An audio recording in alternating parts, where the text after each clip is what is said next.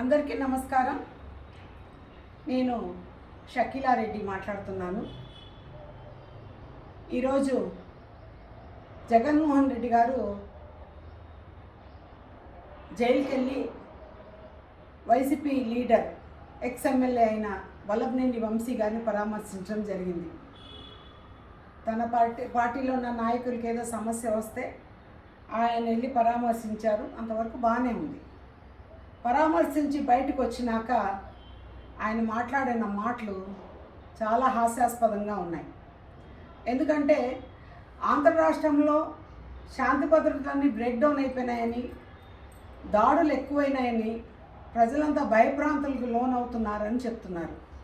ఈరోజు గత 5 ఏళ్లకు జరిగిన ఇన్సిడెంట్స్ అని జగన్మోహన్ రెడ్డి గారు ఇప్పుడు చెప్తున్నారు. ఎందుకంటే మీ ప్రభుత్వంలో మీ దాడులకి మీ దగ్గర శాంతి భద్రతలు లేనందుకు ప్రభుత్వంలో అక్కడ ఆంధ్రాలో ఉన్న జనాలందరూ భయపడేవాళ్ళు.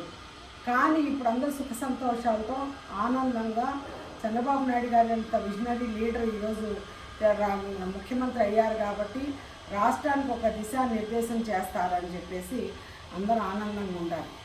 అలాగే ఇంకొక కొత్త తేడా మాట మాట్లాడాడు ఆయన. ఎందుకు మాట్లాడాడంటే ప్రకృతికి విరుద్ధంగా మాట్లాడాడు. ఏం మాట్లాడాడంటే కొడాలి నాని కానీ వల్లభనేని వంశీ గారు కానీ చాలా అందంగా ఉండారు కాబట్టి ఆ అందాన్ని చూసి ఓర్వలేక చంద్రబాబు నాయుడు గారు, లోకేష్ గారు వాళ్ళని అరెస్ట్ చేశారు అని చెప్తున్నారు.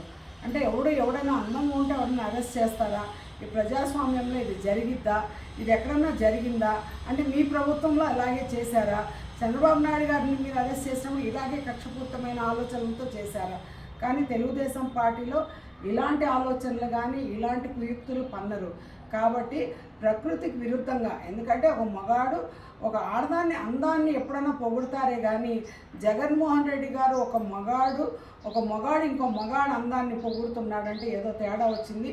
పవర్ పోయినాక ఏదో ప్రాబ్లం వచ్చింది కాబట్టి ఇదంతా జనాలు నవ్వుకుంటున్నారని చెప్పేసి నేను జగన్మోహన్ రెడ్డి గారికి చెప్పదలుచుకున్నాను. Thank you.